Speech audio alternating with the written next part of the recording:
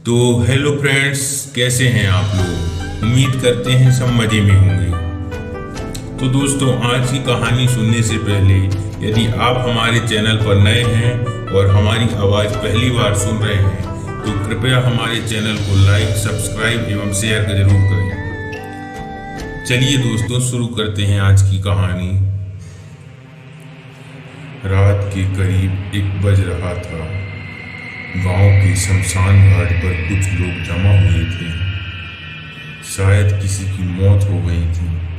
वैसे तो शमशान घाट पर औरतों का जाना मना होता है, पर वहाँ कुछ औरतें भी दिखाई दे रही थी। लेकिन न जाने वो कौन अभागा था जिसकी मौत होने पर किसी की आंखों से एक बूंद आंसू भी नहीं टपक रहा था।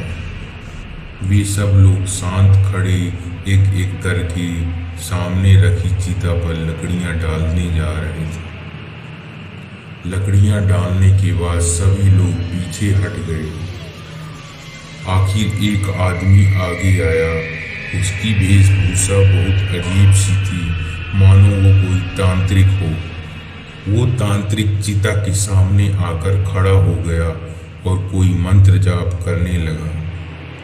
फिर उस तांत्रिक ने अपना सिर पीछे घुमाया, किसी को इशारा किया और आगे बुलाया।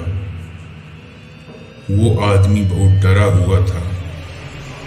आसपास तेज ठंडी हवाएं चल रही थी, फिर भी वह आदमी पसीने से तरबतर था। तभी तांत्रिक ने अपने हाथ में रखी मशाल जला दी और उस आदमी के हाथों में थमा दी। मशाल पकड़ते ही डर के मारे उस आदमी के हाथ पैर कांपने लगे। फिर भी वो अपने कांपते हुए हाथों में मशाल लिए चिता की तरफ बढ़ने लगा। वो चिता को आग लगाने ही वाला था, तभी एक पुलिस की गाड़ी वहां पर आ गई। उस आदमी ने जल्दी से चिता को आग दी और जोर जोर से रोने लगा और जोर जोर से रोता हुआ वहां से दूर हो गया। तभी पुलिस की गाड़ी वहां पहुंची। चिता अभी जलनी शुरू ही हुई थी कि 2 पुलिस वाले गाड़ी से उतरकर गाड़ी पर रखे पानी के कंटेनर लेकर चिता की तरफ बढ़े। उन्होंने पानी डालकर चिता की आग को बुझा दिया। फिर पुलिस की गाड़ी से एक औरत रोती हुई बाहर निकली। वह दौड़ती हुई चिता के पास आई और चिता से लकड़ियां को हटाने लगी। उसने चिता पर रखी सारी लकड़ियों को हटा दिया। चिता पर एक लड़का था जिसके हाथ और पैर रस्सियों से बंधे हुए थे। उसका मुंह एक काले कपड़े से ढका हुआ था और औरत ने जैसे ही लड़के के चेहरे से कपड़ा हटाया, उस लड़के ने गहरी सांस ली और एक शब्द कहा, माँ मुझे बचा लो। पुलिस वाले यह सब देखकर दंग रह गए। तभी उस लड़के की माँ ने चिता जलाने वाले की ओर इशारा किया और दरोगा से कहा, दरोगा जी, इस आदमी को छोड़ना नहीं, ये इंसान नहीं हैवान है। इसने अपने ही बेटे को जिंदा जलाने की कोशिश की है, इसे आप छोड़ना मत। यह सुनकर पुलिस वाले हैरान हो गए। उनके मन में कई सवाल उठ रहे थे। आखिर ये कैसा बाप है जो अपने ही बेटे को जिंदा जलाने वाला था। तभी लड़के के पिता ने जया से कहा, जया, ये तुमने क्या कर दिया? तुम इसे बचाकर ठीक नहीं कर रही हो। हट जाओ हमारे रास्ते से। तभी गांव की कुछ औरतें जया को पकड़कर खींचती हुई वहां से जाने लगी। जया चीखने चिल्लाने लगी, दरोगा जी, मेरे बेटे को बचा लीजिए, ये दरिंदे उसे मार डालेंगे। किशोर ने कहा, दरोगा जी, यह हमारे गांव का मामला है, आप इस मामले में ना ही पड़े तो अच्छा होगा। आप लोग यहाँ से जाइए, हमें अपना काम करने दीजिए। दरोगा जी बोले, आखिर ये कैसी दरिंदगी है जो एक मासूम लड़के को जिंदा जला रहे हो तुम लोग? आखिर इसने तुम्हारा क्या बिगाड़ा है? उसने बताया, दरोगा जी, ये कोई मासूम लड़का नहीं है, यह एक पिशाच है। इसने गांव के मासूम लोगों का शिकार करके उन्हें जिंदा ही खा लिया है। पुलिस वाले ने कहा, अब बस बहुत हुआ, ऐसी मनगढ़ंत कहानियां मैं बहुत सुन चुका हूँ। यह बस तुम लोगों का अंधविश्वास है और कुछ नहीं। सीधी तरह से उस लड़के को छोड़ दो, वरना हमें सख्त कदम उठाने पड़ेंगे। पुलिस वाला, हवलदार जाओ और लड़के को लेकर आओ। तभी गांव का एक आदमी पन्ना बोल पड़ा, दरोगा जी, आपने इसे बचा तो लिया, लेकिन हम इसे इस गांव में रहने नहीं देंगे। जया ने कहा, ठीक है, अगर आप सब यही चाहते हैं तो मैं अपने बेटे को लेकर यहाँ से बहुत दूर चली जाऊंगी। इस शर्त पर गांव वालों ने रघु को छोड़ दिया। जया अपने बेटे को लेकर गांव से दूर जंगल में एक झोपड़ी बनाकर रहने लगी। फिर एक रात पन्ना अपने खेतों से काम करके घर लौट रहा था। अक्सर तो वे जल्दी घर लौट जाया करता था, लेकिन आज उसे घर लौटने में बहुत देर हो चुकी थी। दिन ढल चुका था। वो हाथ में टॉर्च लिए सहमा बस चला ही जा रहा था। रास्ता बहुत सुनसान और बहुत भयानक था। आसपास पेड़ पौधे और झाड़ियों के अलावा कुछ नहीं था। तभी अचानक झाड़ियों में कुछ हलचल हुई। पन्ना घबरा कर वहीं रुक गया। उसने टॉर्च की रोशनी झाड़ियों की तरफ की, लेकिन वहां उसे कोई नहीं दिखाई दिया। पन्ना फिर अपने रास्ते चलने लगा। उसके कदमों के साथ किसी और के कदमों की आहट साफ साफ सुनाई दे रही थी, मानो कोई पन्ना का पीछा कर रहा हो। मुड़कर पीछे देखना चाहता था, लेकिन उसकी हिम्मत नहीं हो रही थी। वो बस सामने देखते हुआ चलता ही जा रहा था कि तभी किसी ने उसकी पीठ पर तेज धार नाखून से हमला किया। पन्ना की पीठ खून से लथपथ हो गई, लेकिन उसने अभी भी पीछे मुड़कर नहीं देखा और वह जितने तेज हो सके वहां से भागने लगा।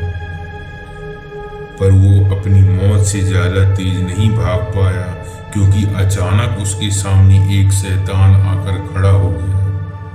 वह शैतान अपनी बड़ी बड़ी काली आंखों से पन्ना की तरफ देखने लगा। शैतान के पंजे इतने बड़े और नुकीले थे कि किसी भी इंसान को एक बार में फाड़ कर रख दें। पन्ना उसे देखकर बहुत डर गया। वह मदद के लिए जोर जोर से चिल्लाने लगा। उस दिन उसकी किस्मत बहुत अच्छी थी कि गांव के कुछ लोग आसपास ही थे। वह पन्ना की आवाज सुनकर तुरंत भागे चले आए। गांव वालों को आता देख शैतान पन्ना को छोड़कर वहां से भाग गया। पन्ना बेहोश होकर वहीं पर गिर पड़ा। लोग पन्ना को पास के अस्पताल में ले गए। थोड़ी देर बाद जब उसे होश आ गया, लेकिन वो उठते ही बहुत तेज से चिल्लाने लगा, बचाओ बचाओ, मुझे वह मार डालेगा, बचाओ मुझे, वे नरभक्षी वापस आ गया है, उसने मुझे मारने की कोशिश की। ऐसा कहकर वह बार बार चिल्लाने लगा। गांव वालों ने कहा, उस शैतान को हमें उसी दिन खत्म कर देना था। पन्ना कुछ लोगों के साथ तुरंत किशोर के घर गया, लेकिन किशोर अपने घर पर नहीं था। उसके घर पर ताला लगा हुआ था। पन्ना किशोर के घर के सामने बैठ गया और उसका इंतजार करने लगा। इधर दूसरी तरफ किशोर जंगल में अपनी पत्नी और बेटे को ढूंढ रहा था। तभी उसे लालटेन की रोशनी दिखाई पड़ी। किशोर समझ गया कि वह उसकी पत्नी और बेटा ही होंगे।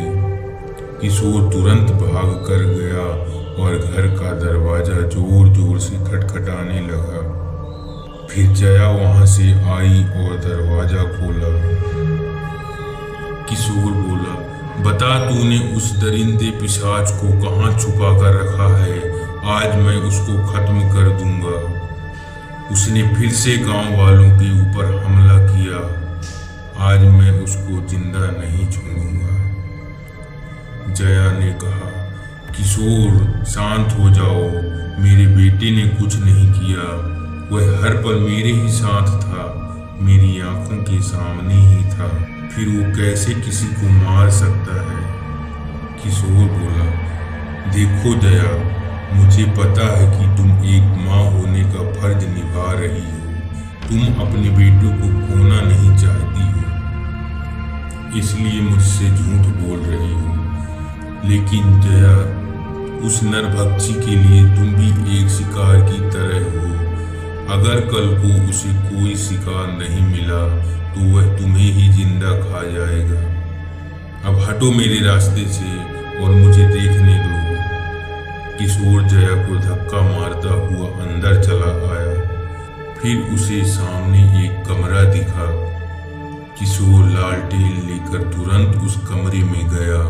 उस कमरे में जाते ही उसने कुछ ऐसा देखा कि जिससे उसके पैरों तले जमीन खिसक गई। उसने देखा कि सामने रघु का कटा हुआ सिर जमीन पर पड़ा हुआ था।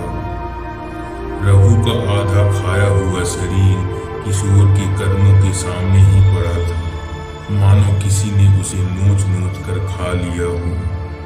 वह घबराता हुआ कमरे से बाहर भागा।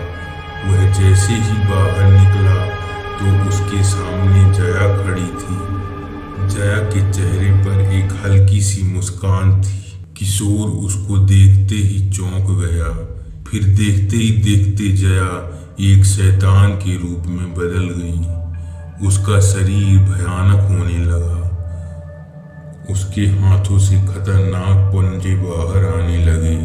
अब वह पूरी तरह से पिशाच बन चुकी थी। जया को इस रूप में देखते ही किशोर के पैरों तले जमीन खिसक गई। वह तुरंत वहां से भागा। भागते वक्त वह सिर्फ एक ही शब्द बोले जा रहा था, रघु बेटा, मुझे माफ कर देना, मैंने तुम्हें बहुत गलत समझा था। किशोर गांव की तरफ भागने लगा, लेकिन इससे पहले कि वह गांव पहुंचता, पिशाच ने उसे सामने से घेर लिया। उसने अपने धारदार पंजे किशोर के आर पार घुसा दिए और उसे खींचती हुई जंगल में ले गई। पन्ना किशोर का इंतजार कर रहा था, लेकिन किशोर का गांव वालों को कभी पता नहीं चल पाया। वह नरभक्षी रघु नहीं, बल्कि उसकी माँ जया थी। वो हर रोज किसी न किसी गांव वालों का शिकार करती। इस प्रकार धीरे धीरे गांव से सभी लोग जाने लगे, पर आज तक किसी को पता नहीं चला कि वह पिशाच कोई और नहीं बल्कि जया थी। इस प्रकार पूरा गांव खाली हो गया। तो फ्रेंड्स, आज की कहानी आपको कैसी लगी कमेंट सेक्शन पे जरूर बताइएगा। और आप लोग कहानी सुन लेते हैं पर लाइक नहीं करते, तो एक लाइक जरूर करिएगा।